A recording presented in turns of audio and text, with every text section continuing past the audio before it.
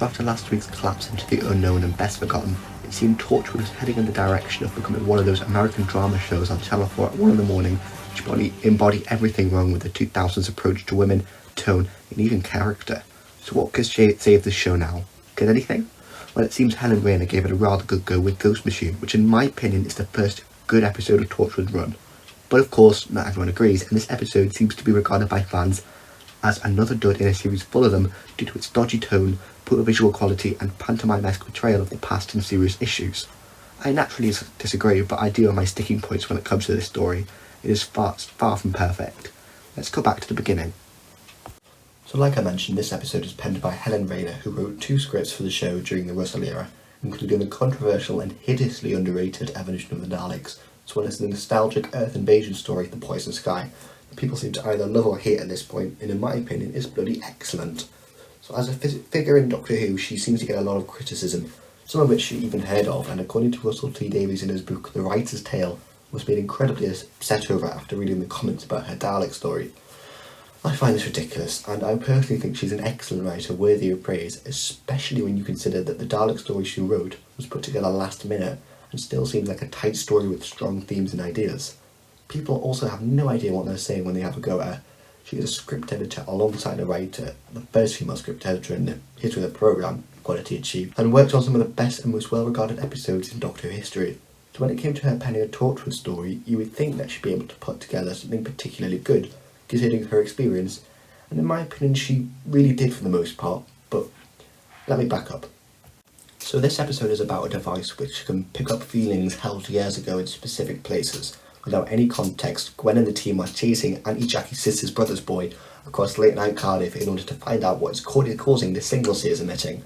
But Gwen loses him and only manages to get his jacket, which coincidentally contains the device creating the signals. But as Gwen underestimates the power of this strange device, she ends up pressing it and witnessing a ghost from the past wandering in front of her. As it turns out, as it is later revealed, this is what ghosts really are. I love how this episode uses something we see and feel every day, such as thinking you are being watched or feeling as if someone's walked over your grave, and uses it as a starting point for this story and something to make almost terrifying. I also think the episode does an incredibly good job at being a police procedural investigation, but with alien interference. This is what Torchwood in concept was trying to be, and it's safe to say it nailed it here. That being said, the plotting, while nicely tying sci-fi and comedy together, really struggles with its tone, which is what I find to be the oddest, considering the woman who wrote this is a script editor and should be very well inclined to correcting and applying tone to scenes. But look at this flow of scenes, right? When Owen goes to find the man who committed the murder, the framing gets dark, uncomfortably close to everyone's faces, to feel the repressed anger they are both feeling. Bear Gomming is selling the hell out of it, and the general tone is gritty and dark. But then soon after that, Owen finds Auntie Jackie's sister's brother boy and chases him through the back gardens, jumping over fences and landing in childlike situations with a wacky theme tune in the background. What the hell is this?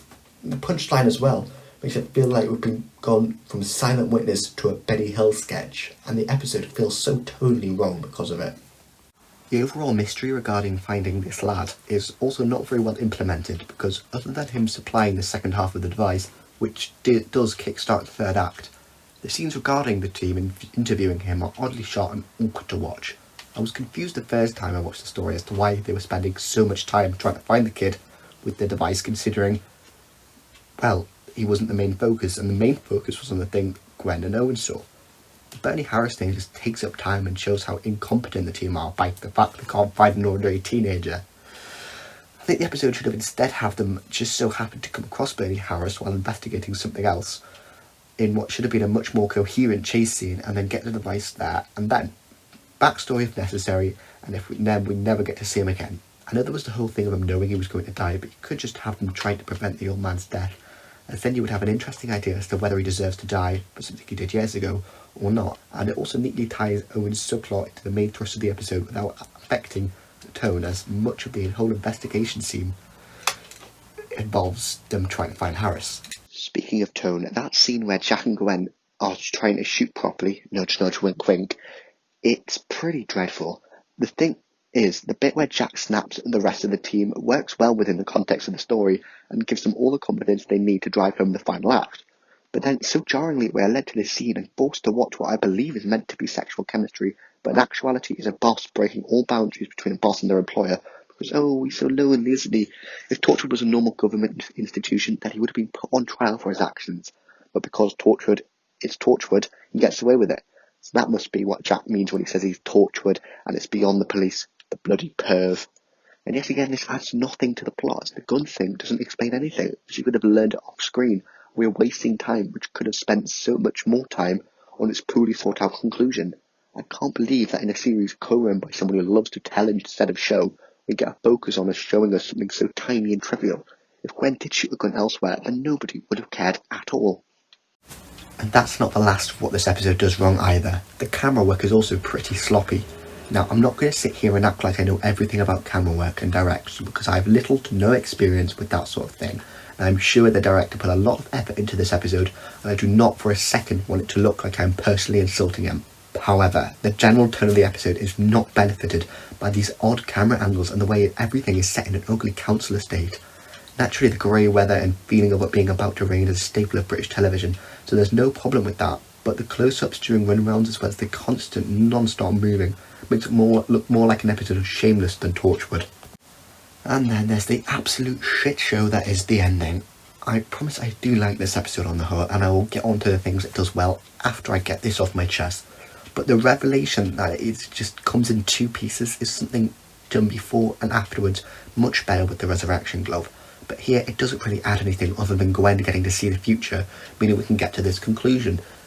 It feels really contrived, and the steps to get to this otherwise piss-poor ending are incredibly contrived, and while I am a fan of seeing the future and trying to change its storylines, I think this episode does a below average job of it, because when they get to the final showdown of all the characters in the fight, I nearly always fall asleep. I swear, this is true as well, because when I first watched the episode late at night and fell asleep before the end, but I just blamed it on the exhaustion.